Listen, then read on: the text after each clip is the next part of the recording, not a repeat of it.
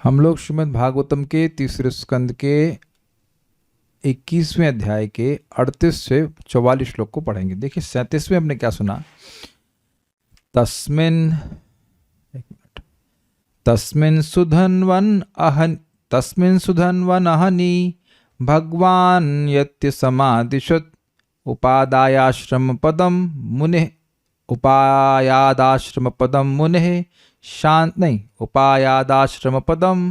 शांत व्रतस्य तत्। अब इसका अनुवाद पढ़ लेते हैं। हे विदुर, वे मुनि की कोटि पे पहुंचे। कौन पहुंचे? स्वयंभू मनु अपनी पत्नी शत्रुपा के साथ और अपनी बेटी देवाहुति के साथ, जिसने अपनी तपस्या का व्रत भगवान द्वारा पहले से बताए गए दिन ही समाप्त किया था। भगवान बोले थे कि परसों आएंगे,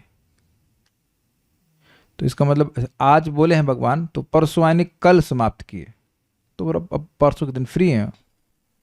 हाँ भाई, वहाँ आए वो तपस्या कर रहे हैं तो फिर कैसे बात बनेगी? तो फ्री हैं, शादी की बात करनी है ना। तो एक दिन पहले तपस्या समाप्त हो गई, अब फल मिल रहा है तपस्या। तो अब बहुत सिंपल सा लिंक है, क्योंकि बात समझ में ऐसे नहीं आती कि वहाँ की सुंदरता का वर्णन क्यों कर रहे हैं। तो इतनी बात श्रील श्रीधर स्वामी कहते हैं कि उनके आश्रम की मनोरमता का वर्णन इसलिए कर रहे हैं 7 श्लोकों में, ताकि यह बताया जाए कि मनु महाराज को और सतरूपा माता जी को और देवाहुति को भी बहुत अच्छा लगा वहाँ पर। कितना अच्छा लगा यह देख करके। देखिए जानते हैं, हम लोग जो श्लोक सुनते हैं ना, तब कुछ उतना ध्यान नहीं देते हैं। पता नहीं आप में से कितने लोग कभी कुछ पैसा खर्च करके हिल स्टेशन गए हैं। कोई गया है यहाँ पे? मैं डांटूंगा नहीं, पूछ रहा हूँ। कोई डांटने वाली बात भी नहीं, पूछ रहा हूँ। Have gone? एक गए, आधा होता है मतलब गए नहीं गए। Okay, so how you feel? किस लिए गए भाई? अपने घर में तो आराम से रह रहे हैं, एसी में या जो भी अपनी आधुनिक सुविधा में रह रहे हैं, तो क्यों जाते हैं? क्योंकि नेचर के पास जाने से व्यक्ति के मन में एक विशेष प्रसन्नता होती है। इसमें समझ रहे हैं ना बात? आप लोग आजकल मौसम देखिए ना, अच्छा मौसम है तो हम लोग सुबह थोड़ा मॉर्निंग वॉक के लिए जाते हैं। ज़्यादा तो इधर तो खैर थोड़ा सा बहुत अच्छा नहीं है, इन द सेंस एक्सटर्नली हमको दिखाई पड़ रहा है, वो कांटे वाले पेड़ होते हैं, लेकिन फिर भी हरा हरा दिखता है तो अच्छा लगता है। कुछ ऊँट दिख गए बहुत ठीक है, अभी तो क्या कुछ बहुत कुछ मयूर दिखते हैं, लेकिन अभी एक्सटर्नली तो वन समाप्त सही है, समाप्त प्राय है। यहाँ से आप मथुरा जाइए तो रास्ते में कुछ भाग जो है वो संरक्षित जंगल का है, यद्यपि वहाँ पेड़ कोई बहुत अच्छे वाले नहीं है, इन द सेंस कांटे वाले पेड़ ही हैं बस। भाई मैं धाम के पेड़ों का अपराध नहीं करना चाहता हूँ, मैं खाली बोल रहा हूँ कि जाति की दृष्टि से बहुत अच्छे नहीं है वो। आम के पेड़ या आम का बागान नहीं है, लेकिन आप कदाचित कभी, आपको पता होगा, आम के बागान में जाइए, और स्पेशली वहाँ तो गर्मी में जाइए तो बड़ा अच्छा लगता है। आपको पता होना चाहिए कि आम के पेड़ से जो पत्ती है उसे कुछ कुछ हल्का हल्का पानी गिरता है, तो उस व्यक्ति ठंडा महसूस करता है। तो हम बता रहे हैं, जैसे आपको एग्जाम्पल, अगर आप वैष्णो देवी कभी गए हो उधर लखनऊ से तरफ से, तो वहाँ पे मलिहाबाद पड़ता है रास्ते में, तो दोनों तरफ आम के बाग। यद्यपि आप ट्रेन में हैं, लेकिन बाग दिखते हैं तो मन में प्रसन्नता होती है। तो हम खाली इतना बताना चाह रहे हैं कि यहाँ पर मैं खाली आप लोगों को समझाना चाह रहा हूँ कि आप रिलेट कर पाइए इन सब बातों से, कि ये जो दृश्य प्रस्तुत हुआ है वहाँ पे, उससे मनु महाराज को बहुत प्रसन्नता हुई। He was not living in a chawl. चाल समझते हैं? चौल बोलते हैं, चाल बोलते हैं, चौल। हाँ, बॉम्बे मतलब गंदा था, गंदी जगह नहीं रह रहे थे। पैसा नहीं था, ठाट बाट नहीं था, लेकिन नेचुरल ऑपुलेंस थी, ये कहना चाहता हूँ। तो उसका ही वर्णन होगा, उसमें मुझे कुछ खास एक्सप्लेन नहीं करना पड़ेगा। कुछ बातें हैं जो आप सीखेंगे, तो हम लोग थोड़ा स्पीड तेज रखेंगे। मेरे पीछे बोलिए। यस्मिन् भगवतो नेत्रान्यपतन् अश्रुबिन्दवः। यस्मिन् भगवतो नेत्रान्यपतन् अश्रुबिन्दवः। कृपया सम्परीतस्य प्रपन्नेऽर्पितया भृशम्। कृपया सम्परीतस्य प्रपन्नेऽर्पितया भृशम्। तद्वै बिन्दुसरो नामा सरस्वत्या परिप्लुतम्। तद्वै बिन्दुसरो नाम सरस्वत्या परिप्लुतम्। पुण्यं शिवामृतजलं महर्षिगणसेवितम्। पुण्यं शिवामृतजलं महर्षिगणसेवितम्। सरस्वती नदी के बाढ़ जल से भरने वाले पवित्र बिंदु सरोवर का सेवन ऋषियों का समूह करता था। इसका पवित्र जल न केवल कल्याणकारी था वरन अमृत के समान मीठा भी था। यह बिंदु सरोवर कहलाता था क्योंकि यहीं पर जब भगवान शरणागत ऋषि पर दयाद्र हो उठे उनके नेत्रों से आंसुओं की बूंदें गिरी थी, इसलिए इसको बिंदु सरोवर कहते हैं। देखिए जो बात समझ में आ रही वो ये है कि जैसे नदी है, ये आप लोगों ने प्रैक्टिकल भी देखा होगा, हम लोग तो खूब देखी यमुना जी की बाढ़ आती रहती है। तो मान लीजिए ये कैसे समझाऊं मैं, एक यमुना जी का बैंक का लेवल है, अब उसके दूर वाले क्षेत्र में पानी नहीं होगा, लेकिन जब यमुना जी, हेल्प कीजिए, यमुना जी में बाढ़ आ जाएगी तो उस क्षेत्र में भी पानी चला जाएगा और वहां पानी भरा रह जाएगा। क्या सब लोग समझ पा रहे हैं बात को? नदी का एक लेवल है, उससे पानी ऊपर जाता नहीं सामान्यतः, लेकिन जब बाढ़ आएगी तो वो और आगे कोई मान लीजिए गड्ढा है तो उसमें पानी भर जाएगा कि नहीं भर जाएगा? तो वो पानी जो मतलब गड्ढा नहीं है बेसिकली सरोवर है, तो सरोवर में पानी भर जाएगा, तो वह पानी जब उतरेगा यमुना जी का तो पानी से वापस तो ना आ जाएगा। कुछ समझे बात आप?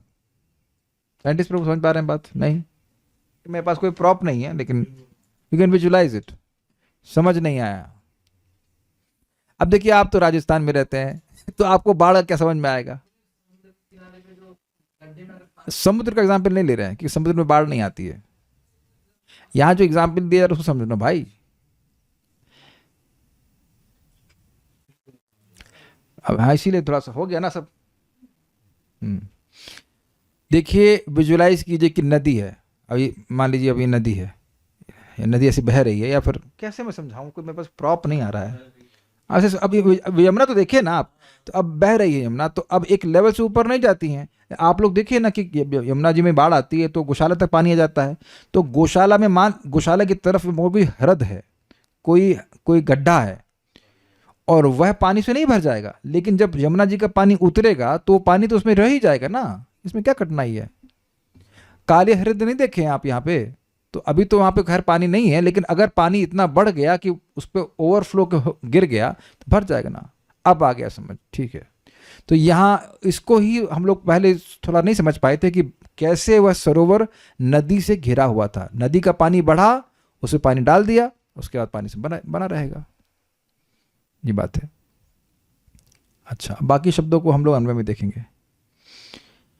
यस्मिन, जिस तीर्थ में प्रपन्ने शरणागत कर्दम के प्रति अर्पितया कृपया, अर्पित मतलब समर्पित, उत्पन्न कृपा भाव से वृषम संपरीतस्य अत्यंत विभोर हुए, मतलब भगवान ने देखा कि मेरा भक्त कितनी तपस्या कर रहा है 10,000 साल से, तो उनको बहुत कृपा उनके हृदय में उदित हुई, दया उदित हुई। इससे विभोर हुए भगवतः नेत्रात, भगवान की आंखों से अश्रु बिंदवः न्यपतत, आंसुओं की बूंदें गिरी थी। तो अब कुछ क्लियर हुआ, कुछ मैंने पहले बताया था आपको और ने स्मरण से बताया था कि बूंदों से ही सरोवर बन गया था, लेकिन ऐसा वर्णन यहां पे नहीं है। वर्णन क्या है? जल जो है वह सरस्वती नदी का था, उसे भरा हुआ, उसमें भगवान की आंखों से जो बूंदें गिरी हैं वह भी आ गई। मैंने यह नहीं कहा कि भगवान की आंखों में से जो आंसू निकलेगा उसमें सरोवर सृष्टि करने का सामर्थ्य नहीं है, मैंने ये नहीं कहा। भगवान के रोमकूपों में सारा ब्रह्मांड है, उनके आंखों में आंसू तो बहुत ज्यादा हो जाएंगे ना, ये मैं नहीं कह रहा हूं, लेकिन जो यहां लिखा उसके अनुसार मैं बोल रहा हूं कि जल जो था वह उस नदी का था और उसमें भगवान की आंखों में आंसू भी आ गए थे, और वो दया के आंसू थे। ठीक है।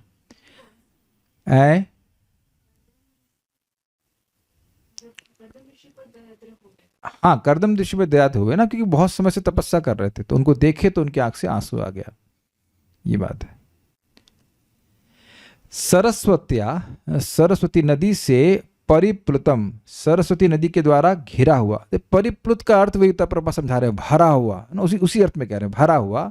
तद्वय, वही बिंदुसर नाम का तीर्थ है, जिसका जल पुण्यम यानी पवित्र है, और शिव अमृतम मतलब मंगलदायक और मधुर है। यहाँ पे शिव का मतलब समझाया गया है, मंगलदायक मतलब निरोग करने वाला है। कुछ कुछ स्थानों का जल होता है जिसको पीने से व्यक्ति निरोगी हो जाता है, ठीक है ना। राधा बाग का आपको याद आ रहा होगा, बिंदु सरोवर का पिया आपने, और मंगवा लेता हूं आपके लिए आप ठीक रहेंगे। तो खैर पॉइंट ये है कि इससे व्यक्ति निरोग रहता है। और अमृत मतलब अत्यंत सुमधुर है, स्वादु है। महर्षिगण सेवितम, ऋषियों का समुदाय उसका सदा सेवन करता है। अब एक प्रश्न आ जाएगा, भाई जल पीने से रोग कैसे खत्म हो जाएगा? देखिए, रोग आता भी क्यों है? रोग आता है पहले के किए गए पाप की वजह से।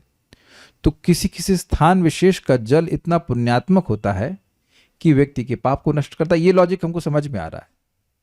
और यह भी हो सकता है कि उसमें कुछ औषधीय गुण भी हों। अब भगवान का स्वयं उसमें आंखों से आंसू उसमें मिला हुआ है। तो जैसे प्रभुपाद समझाते हैं कि वह किसी एक ब्राह्मण को जानते थे जो केवल गंगा जी का ही पानी पीता था और उनके शरीर के सारे रोग मिल गए। अच्छा, हम एक बात तो स्पष्ट बता दें, श्रीमान सनक सनातन प्रभु से मिल के आया कल, तो वो मुझे बता रहे थे, मैंने पहले भी बताया इस बात को, तो वो 1 महीना गंगा जी के ही जल पर रहे। जो हिमालय में यात्रा में जाते हैं कभी कभी, means no eating for 1 month. प्रभु जी भी अद्भुत हैं। जर्मनी गए तो आइसक्रीम खा खा के 6 किलो बढ़ा लिया। इतने मोटे हो गए। और अब हिमालय, हमने कहा तो आप हिमालय जाइए। आप हिमालय जाकर 1 महीने बिना खाने के, 1 महीने कौन रह सकता है बिना खाने के? बहुत हो गया भाई। हमने कहा प्रभु आप तो आप ही हैं अकेले ऐसे, एक तरफ खाएंगे तो आइसक्रीम खाएंगे, एक तरफ खाएंगे तो 1 महीना जल पे रह जाएंगे। लेकिन उन्होंने एक अच्छी बात बताई कि उनके शरीर के सारे रोग एटलीस्ट उस समय समाप्त हो गए थे। तो गंगा जल का तो प्रभाव इस प्रकार का है। आपको पता ही ना कितना था, 3.5 या 4 करोड़, 3.5 करोड़ तीर्थ जो पूरे ब्रह्मांड में है वह गंगा जी के जल में निवास करते हैं। It's not ordinary. एक बात हम शुरुआत में ही बोलना चाह रहे थे और हम बिल्कुल भूल गए कि देखिए, मैं प्राणायाम का वीडियो देख रहा था, मैं इंटरेस्टेड फॉर माई हेल्थ, तो वो बता रहे थे कि पहली श्वास से ही आपको लाभ होना शुरू होता है। Very nice statement. क्योंकि व्यक्ति सोचता है अरे यार क्या है, ऐसा किया क्या, कुछ नहीं हुआ। नहीं, पहली सांस से ही आपको लाभ हुआ। I was just mapping it to bhakti, कि आप गंगा जल पी रहे हैं या किसी तीर्थ में जाते हैं या भगवान की भक्ति कुछ भी करते हैं, तो पहले नाम से ही आपको लाभ होना शुरू हो गया। यद्यपि प्रारंभ में नहीं दिखाई पड़ता है। और इसीलिए जब शास्त्र सुनता है तब व्यक्ति की श्रद्धा स्ट्रांग होती है कि नहीं नहीं, भले हमको ना दिख रहा हो लेकिन हमारे अकाउंट में जा रहा है, हमारा लाभ होगा। तो हम आपको बात समझा रहे थे कि पुण्य जल को पीने से बहुत बड़ा लाभ होता है। तो आप सभी लोग ऐसा प्लीज कर सकें तो जरूर कर लीजिए। कर सकते ही हैं, कोई कठिनाई तो है नहीं। भगवान को एक गिलास में जल अर्पण कर दीजिए, सबसे इजी बता रहा हूं, तुलसी डाल करके, और वह जल एक पात्र में रख के जो रखा उसमें मिला दीजिए। ये विज्ञान समझिए, हमारे शरीर में 75% पानी होता है। ये सबको पता है कि नहीं? कोई नई बात तो नहीं बता रहा हूं। तो अगर आप एक अभ्यास रखेंगे कि आपको प्रसादम जल ही पीना है, तो अब आपका शरीर कितना शुद्ध हो जाएगा। ये मैं नाम रख रहा हूँ, श्रीमती, इनका नाम श्रीमती है एक्चुअली, श्रीमती माता जी ने बताया था। She is a Brahmacharini all life, amazing devotee. उनकी क्लास में ब्रह्मचारी आते थे सुनने के लिए, हम मायापुर में अपने आंखों से देखें तो समझ सकते हैं कितनी एग्जॉल्टेड माता जी होंगी। तो वो मुझे बताएं, उसको भी मैं कई समय तक आलस करता रहा, नहीं अप्लाई किया, लेकिन वो कह रही थी कि मंदिर से इतना जल निकलता है और उसको फेंक देते हैं। आप देखिए होंगे, पेड़ में डाल देंगे तो कुछ मतलब नहीं, महिमा नहीं समझ पा रहे हैं। अगर सारे लोग जल मांगने लग जाएं तो मंदिर के पास तो कम ही पड़ जाएगा ना। हाँ, इंटरेस्टिंग, महाप्रसाद के लिए झगड़ा होता है क्योंकि वो जीव को अच्छा लगता है, लेकिन जल के लिए तो आपके सामने प्रैक्टिकल है कि कोई जल जो है वो भगवत संबंधी है, स्पष्ट है भाई, आप भगवान का संबंध, भगवान से संबंधित जल है तो वह पवित्र करने वाला होता है। तो इतना तो सब लोग कर सकते हैं, कौन नहीं करेगा ये? यहाँ ऐसी कौन सी हाउस वाइफ हैं जो ये संकल्प ले रही हैं, संकल्प नहीं ले रही हैं कि वो प्रसादम जल ही पिएंगी अगर वो घर में रहती हैं? तो हाउस वाइफ मतलब घर में है। सब लोग संकल्प ले रहे हैं यहाँ से, इतना मैं सिखा पाया यहाँ पे। जो लोग का वर्क फ्रॉम होम है वह भी ऐसा कर सकते हैं। अगर ऑफिस में जा रहे हैं तो 2 लीटर या 3 लीटर की बोतल भर के ले जाइए, या और भी इजी है, एक बोतल लेके भर लीजिए, उसमें अगर पानी फिर से मिला लीजिए। गौरव प्रभु करेंगे ये काम? इतना सोच रहे हैं, बहुत बड़ा डोनेशन मांग रहा हूं, is it not? Just very simple, आपके सामने है ये। बहुत बड़ा पुण्य मिलता है प्रसाद ग्रहण करने। इट्स नॉट डिफिकल्ट, अनलेस आपको इमरजेंसी में है तो एक अलग बात है। लेकिन हमने तो नोएडा जाते कुछ नहीं, एक बोतल ले लिया, उसको थोड़ा पी लिया, उसका कहीं अगर कम पड़ रहा उसमें पानी मिला लीजिए, वह प्रसादम बन जाता है। देखिए, अब आपको हम स्पष्ट बता रहे हैं, हम कुछ रहस्य छोड़ नहीं सकते। ये भी एक टेक्निक होती है कि जल में कोई मंत्र अभिमंत्रित कर देते हैं और उसके द्वारा उसको पी करके व्यक्ति निरोगी होने लगता है। ये हमने देखा है, मतलब इट इज देयर। मुझे रत्नेश प्रभु समझा रहे थे कि जब हम लोग रेकी सीख रहे थे तो कि दिल्ली में कोई व्यक्ति हैं, उनका काम ही यही है, वो पानी बांटते हैं, रेकी चार्ज वाटर, उसको रेकी से एनर्जी से चार्ज कर देते हैं और फिर उसके बाद लोग को बांटते हैं, उससे लोग निरोग होने लगते हैं। ये सूक्ष्म चीज़ें हमारे शरीर के स्वास्थ्य के लिए बहुत अच्छी होती हैं। तो आप प्लीज़ करिए, इससे आपको बहुत आध्यात्मिक लाभ प्राप्त होगा। कुछ चीज़ें सोचते नहीं रहना चाहिए, उसे समझ करके कर लेना शुरू करना चाहिए। हाँ बोलिए, कुछ बोल रहे हैं, माइक पे बोलिए। एमपी में एक हकीम जी है ना, वो जो हाँ रोग वो भी हटाते इसी हैं, प्रकार भी से मंत्र जल को पानी अभिमंत्रित कर देते हैं। एक बात आपको पता होनी चाहिए कि वैसे ये बात आ रही तो मैं बोल दे रहा हूँ कि जल में शब्द को एब्जॉर्ब करने की शक्ति होती है। बहुत अच्छा, बहुत बहुत अमेजिंग बातें हैं। तो ये जो हम लोग रास्ते से बोतल खरीद लेते हैं, थोड़ा अच्छा नहीं कि उसमें लोग कोई गाली बकरा के कुछ कर रहा है, वही पानी उसमें सारी एनर्जी एब्जॉर्ब कर लेता है। पहले भी बता चुका हूँ लेकिन फिर से बता रहा हूँ, हो सके तो इससे आप लोग रोज जप करते हैं तो वो जल भी सामने रह सकता है, उसमें वो एब्जॉर्ब होता है। देखा नहीं आपने, जब वो लोग क्या कहते हैं उसको, शराब देते थे तो उसमें कुछ पढ़ करके फिर पानी फेंक दिया करते थे। तो ये शक्ति उसमें होती है। और एटलीस्ट प्रसादम जल तो पीना ही चाहिए। खुद अगर अर्पण नहीं कर पा रहे हैं, है ना, नहीं जल है आपके पास, तो फिर मंदिर से ले लीजिए, हमारे घर में आ रहे हैं तो हमारे घर से ले लीजिए, कहीं से भी ले लीजिए। गौरव प्रभु जल तो है ना घर में, ठीक है। और नहीं सिखाऊंगा कि स्ट्रक्चर्ड वाटर पी लीजिए, वो तो कोई नहीं करेगा, वो हम केवल कर पाएंगे, लेकिन that's good for health also. But point is कि वाटर्स का संबंध आपके स्वास्थ्य से है, ये ध्यान रखिएगा। एक बात आ रही तो थोड़ा स्वास्थ्य का टिप भी देता हूँ कि पानी को खाइएगा, जल खाबो खाबिन भोजन पीबेन। जल खाबिन का मतलब दिखा देता हूँ कैसे पीना। भक्तों की बड़ी चिंता होती है, नहीं पता है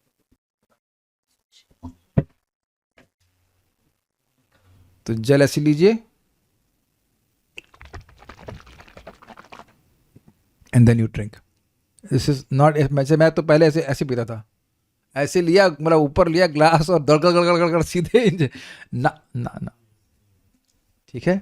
तो आपका सलाइवा से मिलता है, लाभ करता है। ये सब बातें हैं क्योंकि यहाँ श्लोक में स्वयं बोल रहे हैं, यस्मिन, जहाँ, जिस क्षेत्र में, भगवतः नेत्रान, भगवान के नेत्रों से, नेपतत, गिर गए थे, अश्रु बिंदु, अश्रु के बिंदु। क्यों गिरे? तो कह रहे हैं कृपया संपरीतस्य, वह कृपा के द्वारा भर गए थे। प्रपन्न, किसके ऊपर? प्रपन्न, जो उनके शरणागत कर्दम ऋषि थे, जो उनमें अर्पित थी। और भृशम, भृशम मतलब बहुत अधिक, यानी बेसिकली बात कह रहे हैं कि भगवान बहुत अधिक दया से भर गए थे और उनकी आंख में आंसू आ गया था कि मेरा भक्त कितनी तपस्या कर रहा है मेरे लिए। तद्वै बिंदु सरो नाम, उसी को बिंदु सर अर्थात बिंदु सरोवर के नाम से जाना जाता है। और सरस्वत्या परिप्लुतम, वह सरस्वती नदी के द्वारा जब वो बाढ़ से भर जाती थी, उससे वह पानी उसका भर जाता था। कैसा जल था? तो कह रहे हैं पुण्यम। ये कुछ समझे आप? अब मैं इस बात को बिल्कुल प्रमाण से बोल रहा हूं, आपके सामने लिखा हुआ है। पुण्यम मतलब, पुण्य का क्या अर्थ समझते हैं? कोई बहुत बड़ा कृत्य करते हैं पुण्य का तो उसे पुण्य मिलता है, और जल पीने से ही पुण्य मिले तब। किसी को जल पीने से ही पुण्य मिले तो कोई विरोध, कोई कठिनाई, विरोध, परेशानी है किसी को? तो अब जिन माताओं के पति मान लीजिए भक्त नहीं है और मान लीजिए वो प्रसाद भी नहीं खा रहे हैं, इन सेंस प्याज लहसुन खा रहे हैं, तो कम से कम पानी तो प्याज मिला के नहीं पी रहे हैं। किसी माता जी के पति हैं जो प्याज मिला करके, प्याज का जूस मिलाकर पानी पीते हो? प्याज का जूस तो कोई ना पीता होगा, इज इट नॉट? तो पानी ही पिलाइए। कुछ सिस्टम क्या, बहुत कुछ सिस्टम चेंज हो जाएगा।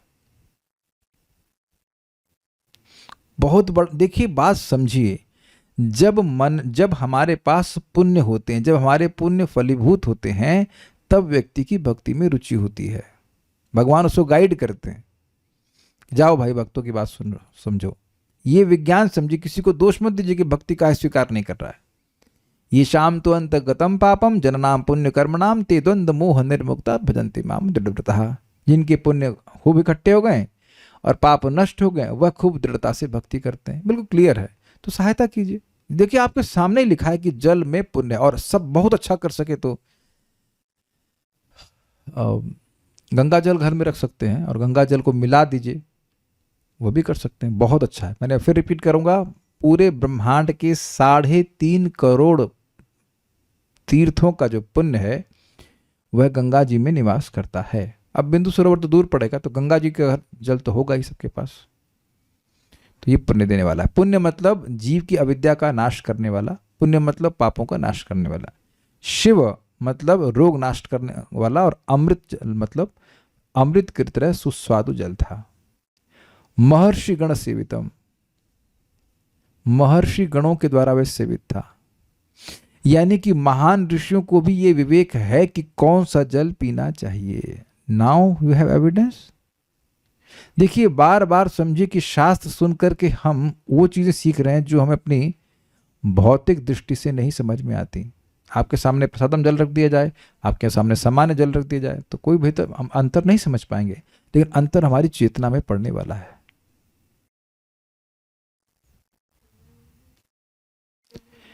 हाँ, आप बिल्कुल सही कह रहे हैं कि आपने क्या कहा। देखिए, कोई सुन पा रहा है? आप ही हैं क्लास में केवल।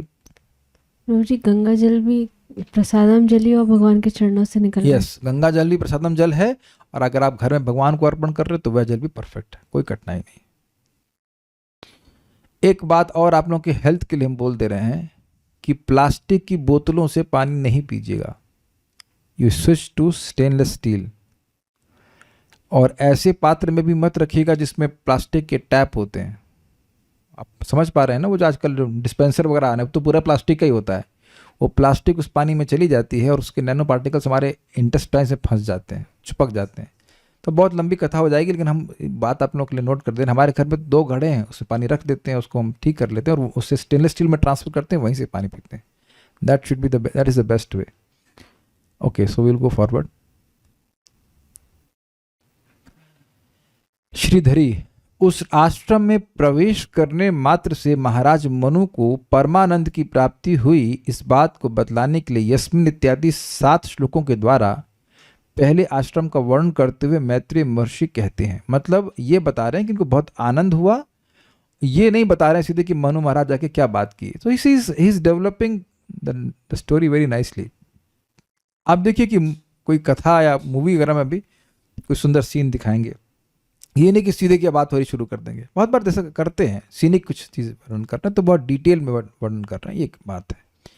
प्रपन्न शब्द से शरणागत कर्दम महर्षि को कहा गया है, उस बिंदु सरोवर का जल शिवम अर्थात आरोग्य प्रदान करने वाला तथा अमृत के समान स्वादिष्ट था। समझ में आ गया? रोग नष्ट करने वाला था, तात्पर्य।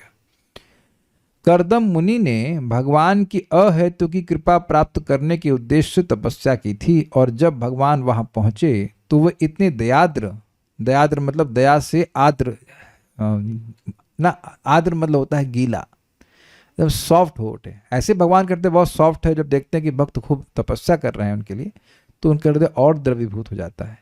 तो वे इतने दयाद्र हो उठे कि प्रसन्नतावश उनके नेत्रों से आंसू टपक पड़े, जिनसे बिंदु सरोवर बन गया।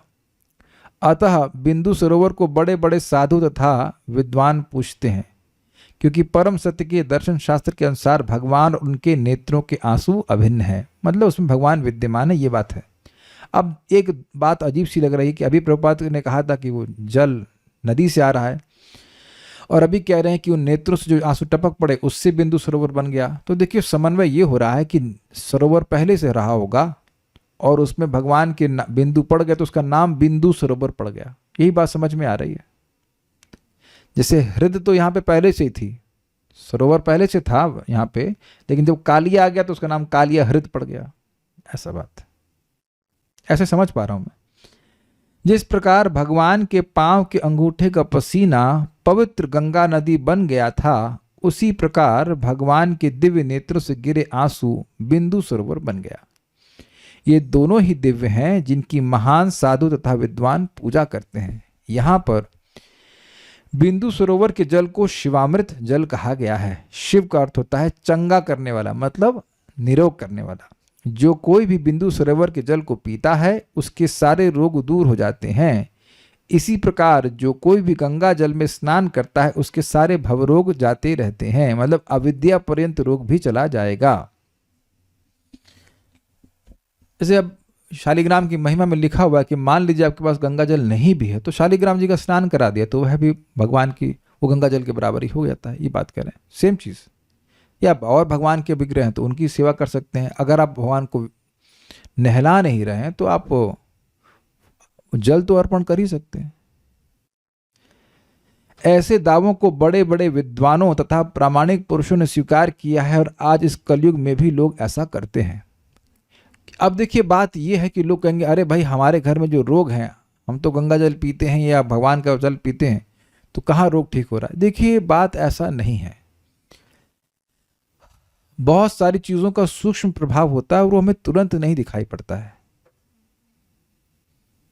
तुरंत नहीं दिखाई पड़ता है। तो इसीलिए प्रभुपाद कह रहे हैं कि हम जैसे लोग जो कि बेसिकली कुछ भी नहीं जानते हैं, हमको तो ये भी नहीं पता है कि हमें खाना क्या चाहिए, तो हमें प्रामाणिक विद्वानों ने जो चीज स्वीकार करी उसके पथ पर चलना होता है। इसीलिए बोला ना कि महर्षि गण सेवितम। क्योंकि एक बार हम लोग गंगा जी में स्नान कर रहे थे इलाहाबाद में और एक भक्त हमारे संग स्नान करते हुए बोले कि मानो तो गंगा और मानो तो पानी। तो अच्छा उनसे बोलो कि आप जहर के लिए भी ऐसे कह देंगे, मानो तो जहर मानो तो अमृत। तो वहां आप जानते हो कि उस वस्तु का प्रभाव आपके भाव पर निर्भर नहीं करता है। लेकिन गंगा जी में स्नान करते हुए आप गंगा जी का अपमान कर रहे हैं, अपराध जरूर लग रहा है। आप समझ रहे हैं ना मेरी बात? मानो तो भगवान मानो तो इंसान, ऐसा होता है क्या? भगवान के सामने ही बैठ करके वैसे मानेंगे तो जब जो मानेगा उसका अपराध बनेगा। अर्चे विष्णु शिलाधि, भगवान विष्णु की शिला, भगवान विष्णु की मूर्ति में शिला बुद्धि करना। अर्चे विष्णु शिलाधि, भगवान के अर्चा विग्रह में शिला की बुद्धि करना कि ये तो शिला मतलब पत्थर मात्र है, तो ये अपराध बनेगा तो फिर उसको वैसा लाभ नहीं प्राप्त होगा। तो महर्षि गण सेवितम से समझना चाहिए कि महर्षि गण भी इसका सेवन करते हैं, इसके प्रति आदर बुद्धि रखते हैं। तो भगवत संबंधी जो भी प्रसाद है या जल है उसको व्यक्ति को सम्मान करना चाहिए और उसको ग्रहण करना चाहिए। कोई प्रश्न है किसी भक्त का तो देख लेते हैं यहाँ तक। एक बात ये समझ नहीं आती है कि यदि गंगा जल भी भगवान का प्रसादम जल हुआ तो फिर उससे आचमन करते हैं और उस जल को भगवान को भोग ऑफर करने में पहले भी उसमें डालते हैं। हाँ, ये प्रश्न अभी मेरे मन में आ रहा था कि भाई जब गंगा जल भगवान के चरणों से आया है तो अब उसी जल को आप शालिग्राम में क्यों सेवा में क्यों लगाते हैं? और अगर आपने उस जल से आचमन कर लिया तो अब आप भगवान की सेवा कैसे करेंगे? अब तो मुंह तो झूठा हो गया ना आपका। जी, ये बात मेरे भी मन में आ रही थी, लेकिन देखिए ये विधान किया है। ये बात मैं जब भगवान की सेवा करता हूं तो प्रैक्टिकली एवरीडे याद रहती है कि तुलसी दल से और थोड़ा गंगा जल अगर भगवान शालिग्राम को अर्पण कर देते हैं तो भगवान स्वयं ही अपने आप को उस भक्त को दे देते हैं। क्योंकि ऐसा शास्त्रिक इंजंक्शन है। इंजंक्शन मतलब ऐसा स्टेटमेंट है, इसलिए ऐसा करते हैं। हम लोग प्रसादम जल से आचमन नहीं करते हैं क्योंकि शास्त्र ऐसा नहीं कहता है। कुछ समझ रहे हैं बात? लेकिन भगवान को का स्नान गंगा जल से कराते हैं। हम लोग रोज जल अर्पण करते हैं तो उसमें थोड़ा गंगा जल डाल देते हैं क्योंकि इससे भगवान संतुष्ट होते हैं, क्योंकि शास्त्र में ऐसा लिखा है इसलिए ऐसा करते हैं। कुछ समझ पा रहे हैं लॉजिक?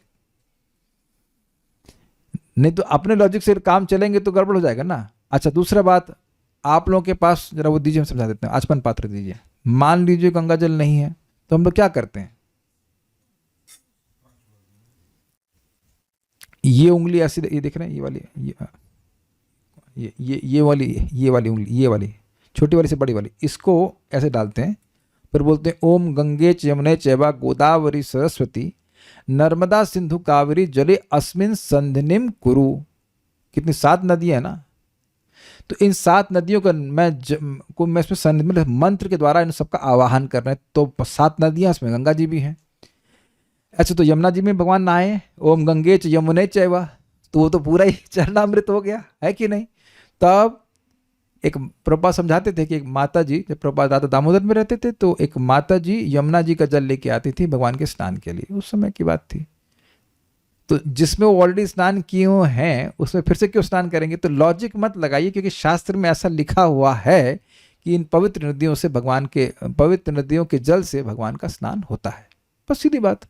अब वो गलत है सही भगवान देखिए, लेकिन प्रसादम जल से भगवान का स्नान नहीं होता है। दोनों में भेद नहीं, दोनों दिव्य हैं, लेकिन उससे स्नान नहीं होता। समझ में आ गया? तो ये कंफ्यूजन क्लियर हो गया होगा।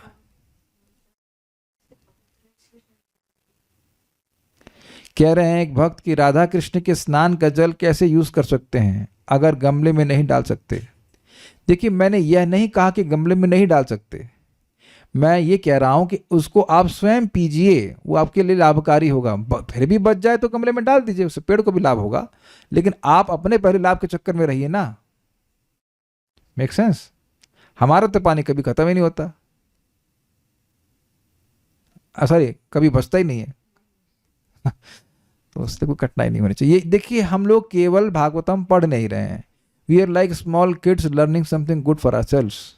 मैंने कई बार रिपीट किया है कि भागवतम एक ओशन की तरह, हम लोग उसमें गोता लगाते हैं, अपने काम की कुछ मड़ी मिल गई तो अपना जीवन सफल हो जाएगा। केवल यही चीज़ कर लेंगे तो कितना बात फायदेमंद हो जाएगा ना आपके लिए, कि प्रसादम जल ही पीजिए। जबकि आप देख सकते हैं इसमें कुछ भी कठिन नहीं है। अगर आप नौकरी पे भी जा रहे हैं तो ईशु गुप्ता प्रो ऑफिस में आप क्या 5 लीटर पानी पीते हैं ना, तो क्या 2 लीटर पानी नहीं ले सकते? और 2 लीटर भी मत लेके जाओ, स्टेनलेस स्टील की बोतल ले लीजिए, अगर जैसे से खत्म हो जाए फिर से भर लीजिए, तो वो भी तो प्रसादम ही हुआ ना।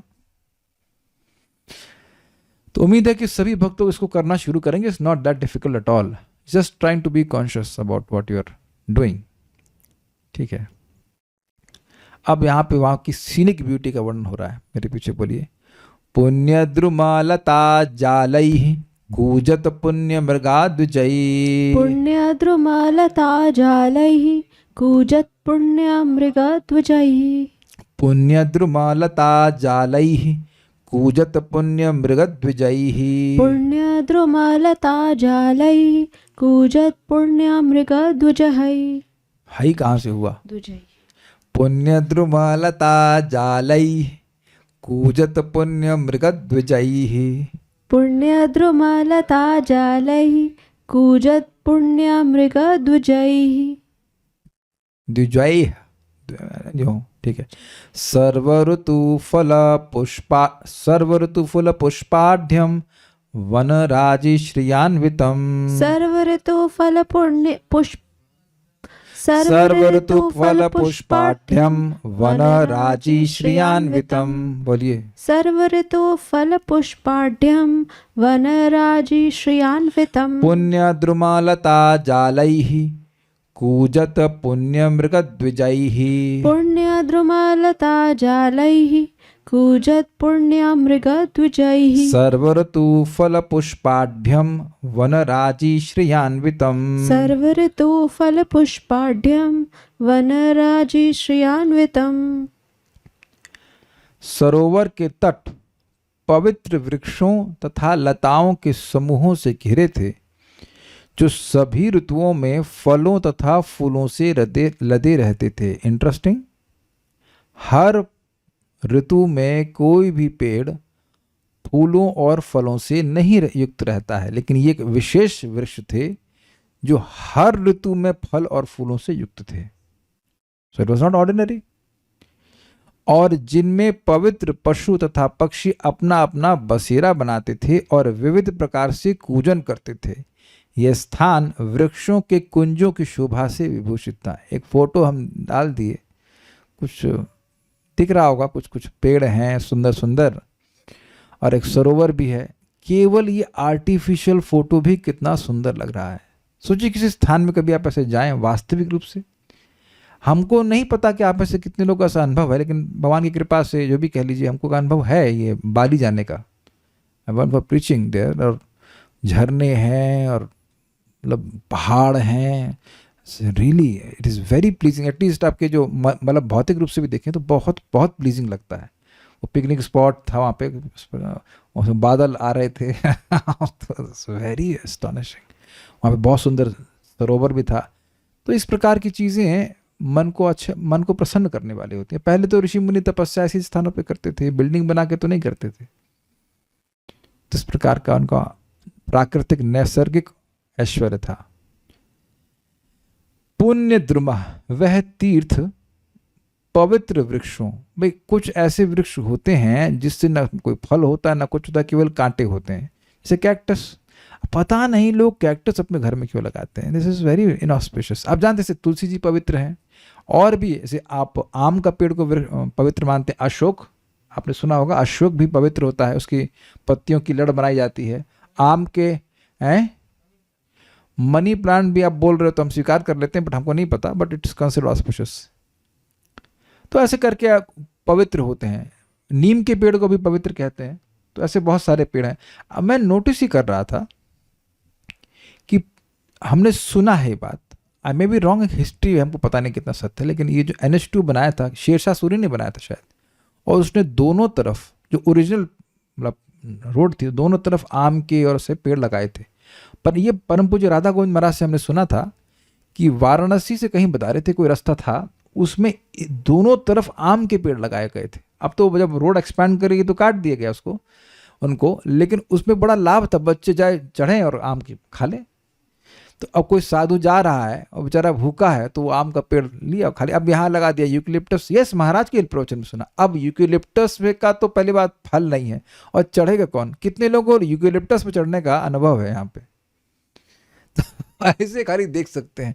हमारे लखनऊ वाले घर में, हमारे नहीं वाले जिस घर में हम रह रहे थे, उसके सामने ऐसे यूकेलिप्टस के पेड़ थे। तो बहुत बार मैं सोचा करता इसका क्या प्रयोजन है? It has something but not like आम, और बहुत पानी भी खींचता है। तो ये व्यर्थ के पेड़ लगाए गए, ये भारत के हैं भी नहीं वैसे भी। अब आप देख लो, किसी हाईवे में आम का पेड़ नहीं दिखेगा। दिखा कभी आप लोग को आम का पेड़? आम, नीम, कुछ नहीं, फालतू के पेड़ लगा देते हैं, इसका कुछ मतलब नहीं है। फल वाले पेड़ नहीं लगाए जाते हैं, पहले जमाने में लगाते थे। जो कुछ भी है, लेकिन यहां मैं समझाना चाह रहा हूं कि पुण्य, पवित्र तीर्थ, पवित्र पेड़ कैसे होते हैं। और जैसे बरगद भी तो पवित्र है, और पीपल भी पवित्र मानते हैं ना, उसको हम लोग पूजा करते हैं।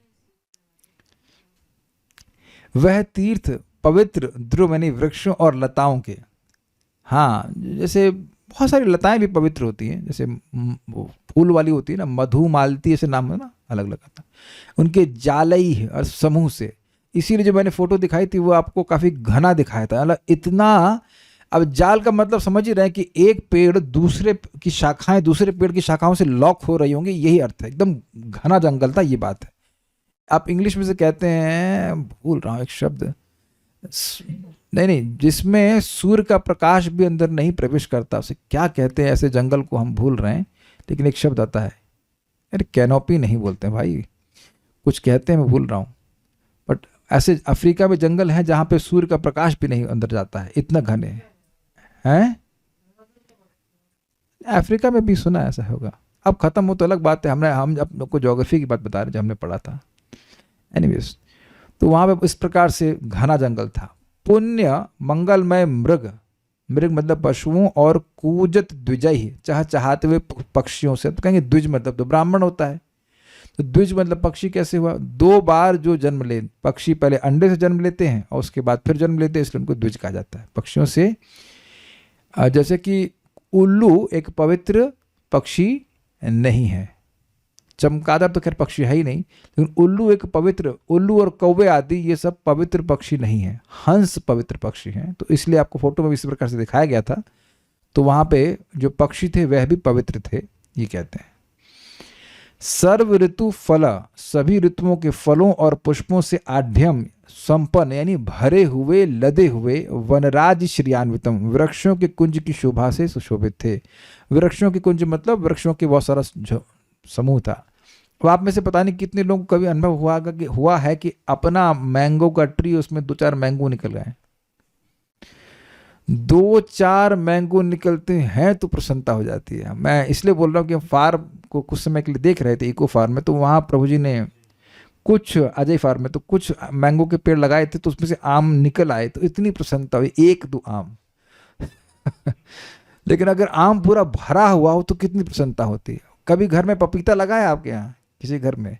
तो पपीते हमें अच्छे से याद है, लखनऊ में हमारे घर में पपीता लगा हुआ था, खूब सारे पपीते निकलते थे, तो बड़ा प्रसन्नता होती थी। आप इधर मायापुर जाएंगे तो वहां भी हमने देखा कुछ घरों में केले के पेड़ लगे हुए हैं, और उसमें केले खूब लदे रहते हैं, बड़ा अच्छा लगता है देखने में। You feel so, it looks very, at least to me it looks very strange कि एक पेड़ पे इतना फल आ सकते हैं। तो अब पूरा जंगल इसी प्रकार का था। क्योंकि अभी भी मैं जब बार बार जंगल बोल रहा हूं, तो कितने लोग यहाँ हाथ खड़ा करेंगे कि उनके मन में फल वाले जंगल का एक्सपीरियंस है? आप लोग बार बार अगर पिक्चर में भी देखे होंगे तो कभी कुछ देखे होंगे तो जंगल वही जिसमें फल नहीं है कि नहीं? कितने लोगों ने आज तक ऐसा कोई जंगल देखा है जिसमें खूब फल हो? आम का बगीचा देखा होगा, वेरी गुड, लेकिन फॉरेस्ट? तो जैसे मैं शब्द बोल रहा हूं जंगल, जंगल, तो आप जंगल के सामान्य पेड़ सोच रहे हैं, लेकिन यहां बोल रहे हैं खूब फल है, खूब फूल है, और फूलों से भगवान की सेवा भी हो सकती है। जल तो है ही सरोवर में, यानी कि भगवान की सेवा में कोई दिक्कत नहीं है। पत्रम पुष्पम फलम तोयम, चारों चीजें हैं ना अवेलेबल। अब सोच लीजिए, मान लीजिए किसी को रूम में बंद कर दें, तो जैसे हम ही लोग रूम में बंद ही हैं, तो हमको फूल लेने के लिए मंडी में जाना पड़ता है। तो ऐसा नहीं कि कर्दम ऋषि को अब मंडी में जा रहे हैं, भाई ये माला कितने रुपए की है, या ये गेंदा कितने रुपए का है, फ्रेश फूल लाओ, तोड़ के भगवान को अर्पण करो। अब यहाँ तो मजबूरी है, जाना पड़ता है, फ्रिज में रखा हुआ फूल लाना पड़ता है, यहाँ पे लाके फ्रिज में रखना पड़ता है। लेकिन सोचिए अगर आपके पास या मेरे पास यहीं पे कोई पेड़ होता तो हम तुरंत तोड़ के लाके अर्पण कर सकते हैं। जैसे कि तुलसी जी हमारे पास कम से कम यहाँ होगी है नीचे, तो तुरंत अर्पण कर सकते हैं। कितना अमेजिंग बात है ना यार। यद्यपि राजा आ रहे हैं, लेकिन वह यहाँ के ऐश्वर्य को देख रहे हैं, और ये ऐश्वर्य भगवत संबंधी है। हर चीज का उपयोग भगवान की सेवा के लिए कर सकते हैं। फालतू के पौधे नहीं लगा रखे। कैक्टस यहाँ पे नहीं हुए हैं, कैक्टस भगवान को क्या अर्पण करेंगे बताइए, कुछ काम का है? तो ये सब बातें हैं। आज समय तो हो गया, इसका हम तात्पर्य को पढ़कर रुक जाएंगे। यह बताया गया है कि बिंदु सरोवर पवित्र वृक्षों तथा पक्षियों से घिरा रहता था। जिस प्रकार मानव समाज में कुछ पुण्यात्मा तथा कुछ पापी लोग होते हैं, उसी प्रकार वृक्षों तथा पक्षियों में भी कुछ पवित्र थे और कुछ अपवित्र। जिन वृक्षों में अच्छे फल या फूल नहीं लगते वे अपवित्र माने जाते हैं। तो इसलिए समझ लीजिए कि घर में अगर इस तरह से अगर आपका कंट्रोल है, तो कम से कम ये कैक्टस और अन्य जो फालतू फूल वाले पेड़ों को हटा देना चाहिए। कोई मतलब नहीं, भगवान की सेवा में उसका उपयोग नहीं कर सकते। कोई लाल रंग के फूल होते हैं, अगर आपने देखा हो, उसमें कैक्टस के पेड़ होते हैं, उसमें लाल रंग के छोटे छोटे फूल होते हैं। क्या प्रयोजन है? You should use only those things which are of some utility to Krishna. ये बात बोल रहे हैं, ठीक है। और जो पक्षी शैतान होते हैं जैसे कौवे, वे अपवित्र माने जाते हैं। कौवे और उल्लू भी, और भी होते होंगे तो हमको नहीं पता, लेकिन इतने तो हैं ही। बिंदु सरोवर के चारों ओर की भूमि में एक भी अपवित्र पक्षी या वृक्ष नहीं था। तो इससे स्पष्ट समझ में आ रहा है कि वह पुण्य भूमि थी। प्रत्येक वृक्ष फलित तथा पुष्पित था, और प्रत्येक पक्षी प्रभु के गुणों का हरे कृष्णा कृष्ण कृष्ण हरे हरे, हरे राम राम राम हरे हरे का गान करने वाला था। This shows absolute attachment of Srila Prabhupada to the holy names.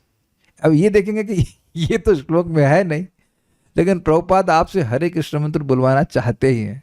सारे पक्षियों हरे कृष्ण मंत्र करना शुरू करो। हमको उससे प्रभुपाद की बात याद आती है, और इसको हर दिन ही प्राय, अगर हम कहेंगे कि मैं हर दिन तो नहीं, लेकिन कई बार नोटिस कर लेता हूँ कि सुबह उठते ही, यस ऑलमोस्ट एवरी डे, तो मेरे राइट साइड में दरवाजा जैसे खोलूंगा तो पक्षियों का कलरव सुनाई पड़ता है, क्वां क्वां, जो भी रहता है। तो प्रभुपाद समझाते हैं कि देखो, सुबह उठते ही पक्षी लोग बोलना शुरू कर देते हैं। पहली बात वो सुबह उठते हैं, और दूसरा उठते ही कलरव करना शुरू करते हैं, बोलना शुरू करते हैं, लेकिन उनका यह सामर्थ्य नहीं कि वो हरे कृष्ण मंत्र बोले। तो उसी प्रकार से मनुष्य को उठते ही फालतू की बात नहीं बोलनी चाहिए। फालतू की बात दिन के लिए रखो, लेकिन सुबह उठते ही हरे कृष्णा कृष्णा कृष्णा हरे हरे, हरे राम राम राम हरे हरे। तो कहे ये कौन सी बड़ी बात आप कह रहे हो? श्रीमन चैतन्य महाप्रभु ने जब सार्वभौम भट्टाचार्य जी का अभिमान को नष्ट कर दिया, उनको भक्त बनाया, तो कुछ दिन के बाद, कुछ समय की बात है, वो थोड़ा सुबह देर में उठे, और उस समय महाप्रभु उनके लिए प्रसाद लेके आ गया। तो जैसे वो उठे तो बोले कृष्णा कृष्णा, तो महाप्रभु को बड़ी प्रसन्नता हुई, और बिना नहाए ही वे प्रसाद ग्रहण कर लिए।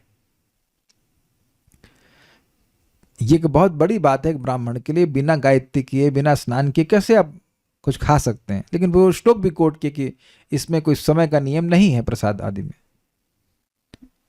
तो महाप्रभु ने कहा आज मैंने वैकुंठ पे आरोहण कर लिया है, क्योंकि तुमको, मतलब सार्वभौम भट्टाचार्य को, प्रसाद की महिमा पर विश्वास हो गया। तो हम खाली इस बात को बोल रहे थे कि सुबह उठते ही भगवान का नाम उच्चारण करने के लिए व्यक्ति को करना चाहिए, ये बात है। अब ये बात आप कहेंगे कि प्रभु जी फिर आप काहे कहते हो रात में नहीं खाना चाहिए? देखो स्वास्थ्य की दृष्टि से बोलते हैं, ऐसा नहीं कि आपको कोई पाप लगेगा आप रात में प्रसाद पाते हो, फिर सुबह उठने में दिक्कत होती है, इस बातें हैं। अब मेरे ख्याल से अब एक श्लोक का और टाइम है हमारे पास, 10 मिनट है तो पढ़ लेते हैं। बहुत एक 10 मिनट तो पढ़ सकते हैं।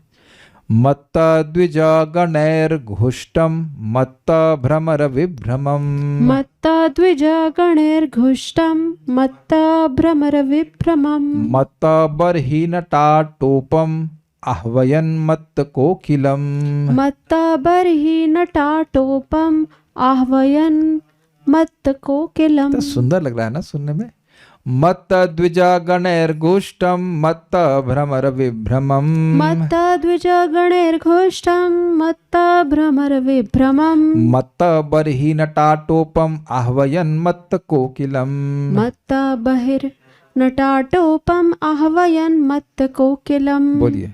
मत्ता द्विजा गणैर्घुष्टं मत्ता भ्रमर विभ्रमम्, मत्ता द्विजा गणैर्घुष्टम मत्त भ्रमर विभ्रमम, मत्ता बर्हि नटाटोपम् आह्वयन् मत्त कोकिलम्। मत्त बर्हि नटाटोपम आह्वयन् मत्त कोकिलम। कितना सुंदर है ना। वैसे अगर आपको ना समझ में आ रहा हो कि कोई व्यक्ति कोई पक्षी कैसे मतलब पुण्य और पाप भी हो सकता है, तो आप ये बताइए कि इस जगत में कभी किसी का नाम कौवा सुने आप? ये कौवा व्हाटएवर, कौवा श्रीवास्तव, कोयल श्रीवास्तव सुने हैं कि नहीं आप? आप समझ में आ गया ना कि कहीं ये कौवी श्रीवास्तव है। कोई सुने आप? ये उल्लू श्रीवास्तव है, नथिंग श्रीवास्तव, हम जस्ट सेइंग कि सरनेम तो कुछ भी हो, लेकिन आप देखिए उल्लू कौवा ऐसा नाम नहीं रखा जाता। मक्खी तो आप देख रहे हैं कि इंट्यूशन है। आप जानते हैं मक्खी जो है गंदी जगह जाएगी, मक्खी गंदी जगह जाएगी, और मधुमक्खी भौरे अच्छी वस्तु में जाएंगे। तो आप खुद भी जानते हैं जगत में लोगों के सेंस है कि कौन सी चीज़ अच्छी है, कौन से पशु पक्षी बुरे हैं, है कि नहीं? वही टाइगर नाम रख देते हैं, बाघ को भी बहुत पवित्र माना जाता है ना, लेकिन माउस तो नहीं रखते ना। यह प्रदेश मतवाले पक्षियों के स्वर से प्रतिध्वनित था। मतवाले भौरे मंडरा रहे थे, प्रमत्त मोर गर्व से नाच रहे थे, और प्रमोदित कोयलें एक दूसरे को पुकार रही थी। अब ये तो जो लोग थोड़ा जंगल की तरफ रहते हैं उस बात को समझ पाएंगे, हमारे तरफ भी थोड़ा सा पेड़ है तो सुनाई पड़ता है। पक्षी मतवाले क्यों थे? भाई इतना सुंदर वातावरण है, भोजन खाने पीने की व्यवस्था है, फल है, फूल है। भाई फलों को देख करके पक्षी मतवाले होंगे, खाने के लिए है, और फूलों को देख करके भौरे मतवाले होंगे, उनकी गंध से मतवाले हो जाते हैं कि नहीं, लाइक दैट। और एक आपने ये भी देखा होगा कि आवाज करते हैं पक्षी तो एक दूसरे को देख करके उत्साहित होते हैं। इससे भक्तों को सीखना चाहिए कि जब कर रहे हैं तो साथ में करेंगे तो देख सूर्य को देख के उत्साहित हो ही जाते हैं, अकेले कलरव नहीं होता। मत उस तीर्थ में मतवाले द्विज पक्षियों के गणय झुंडों का घोष्टम अर्थात कलरव व्याप्त था। मत्तः भ्रमर विभ्रमम, मतवाले भौरे गुंजार कर रहे थे, ठीक है। मत्ता बरही नटा आटोपम, मतवाले मोर नट के समान नाच रहे थे। तो आपने देखा, ये भी देखा गया, इधर देखा गया कि एक मोर नाचेगा तो उसको देखकर दूसरे मोर भी नाचे लगते हैं। तो संगात संजायते कामः। मत्तः कोकिलम आह्वयन, मतवाली कोयल कुहू कुहू कर रही थी।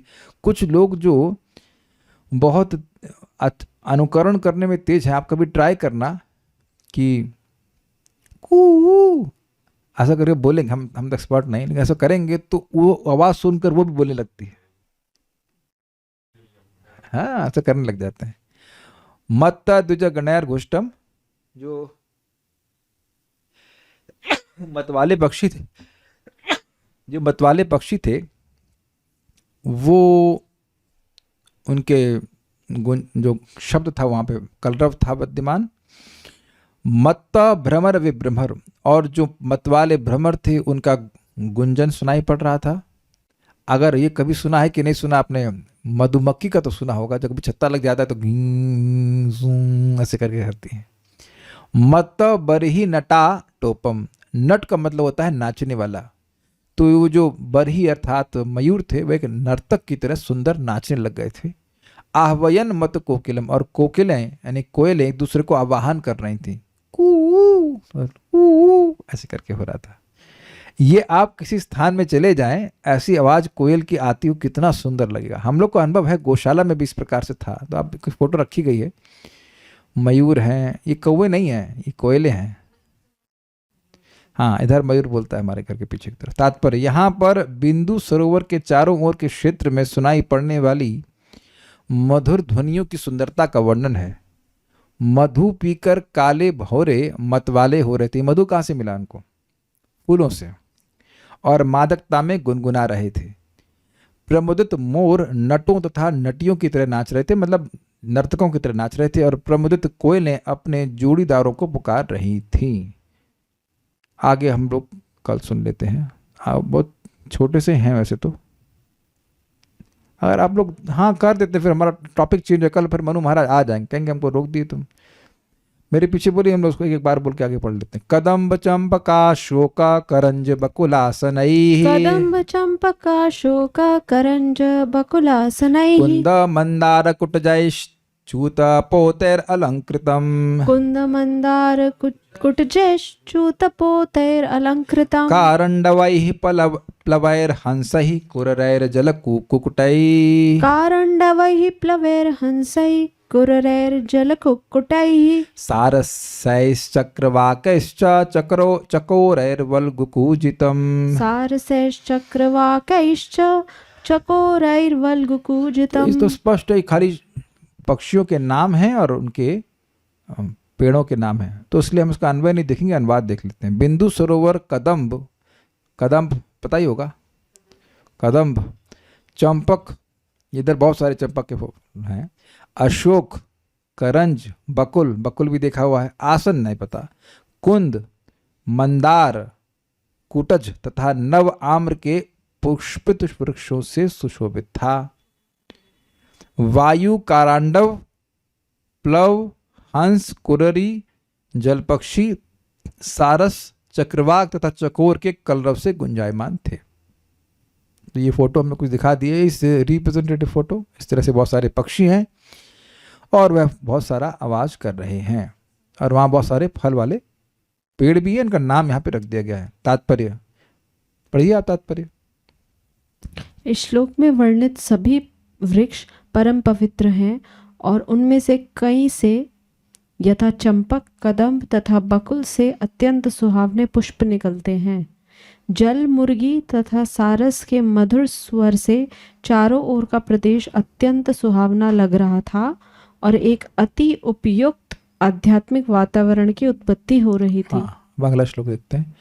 तथैव हरिणैः क्रोडैः श्वाविद गवयः कुंजरैः, तथैव हरिणैः क्रोडैः श्वाविद गवय कुंजरैः, गोपुच्छैर्हरिभिर्मर्कैर्नकुलैर्नाभिभिर्वृतम्, गोपुच्छैर्हरिभिर्मर्कैर्नकुलैर्नाभिभिर्वृतम्।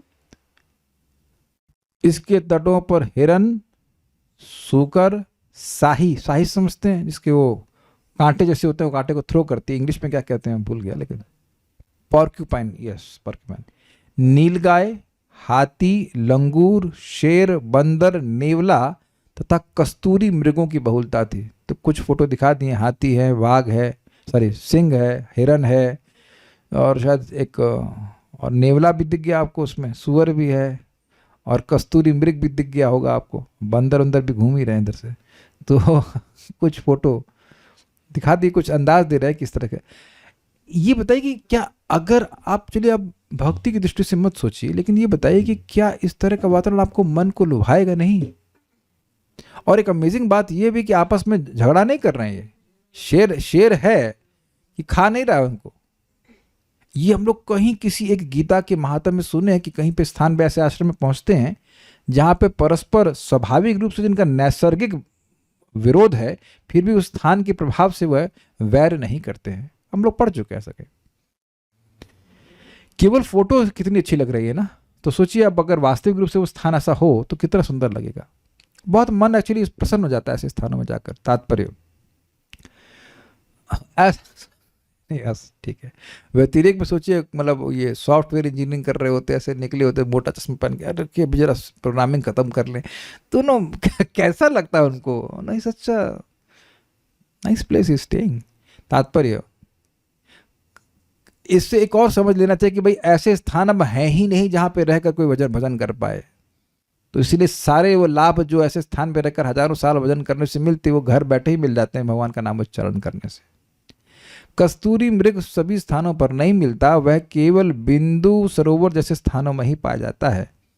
वे अपनी नाभि में निकलती कसूरी की गंध से सदैव उन्मत्त रहते हैं। उनको पता नहीं चलता कि वो गंध उनकी नाभि से ही आ रही है। गवया अर्थात नील गायों की पूंछ में बालों का गुच्छा होता है, सबने देखी है। इन बाल के गुच्छों को मंदिरों में पूजा के लिए मूर्तियों पर पंखा चलने के काम में लाया जाता है। अच्छा, वो जो चामर की बात कर रहे हैं प्रभुपाद, कभी कभी गवया को चमरी भी कहा जाता है। वे अत्यंत पवित्र मानी जाती हैं।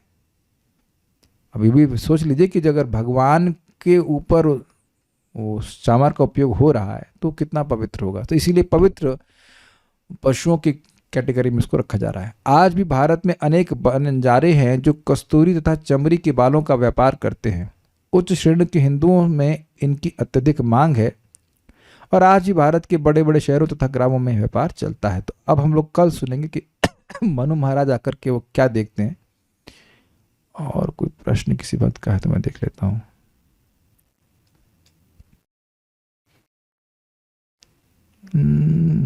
नहीं, soul stop here. Srimad Bhagavatam की जय, श्रील प्रभुपाद की जय, निताय गौर प्रेमानंदे। कम से कम श्रवण के द्वारा हम अपने कंक्रीट के जंगल से बाहर निकल गए। कुछ समय तो उस जंगल में गए जहाँ घूम के आए। तो हमको एक दिक्कत है, भक्त लोग कहते हैं प्रभु जी आपको यात्रा नहीं लेके जाते। कहाँ कहाँ नहीं घुमाया आप लोग को बताइए। वैकुंठ लेके गया था, ब्रह्मलोक लेके गया था, नैमिषारण्य लेकर घुमा दिया, और उसके बाद द्वारका लेके गया था। कहाँ कहाँ नहीं, और भी घर बैठे बैठे। Is it not? गए थे कि नहीं? जिसने प्रथम स्कंद सुना है वो जानता है। द्वारका के बारे में चर्चा हुई थी, हस्तिनापुर लेके गए, सब कुछ। और आज की दिल्ली देखने में तो कोई खास ना इंटरेस्टिंग नहीं है, लेकिन वहाँ का सीन तो अच्छा था। तो यहीं बैठे बैठे सब जगह घूम आइए। ठीक है, stop now. Hare Krishna, thank you.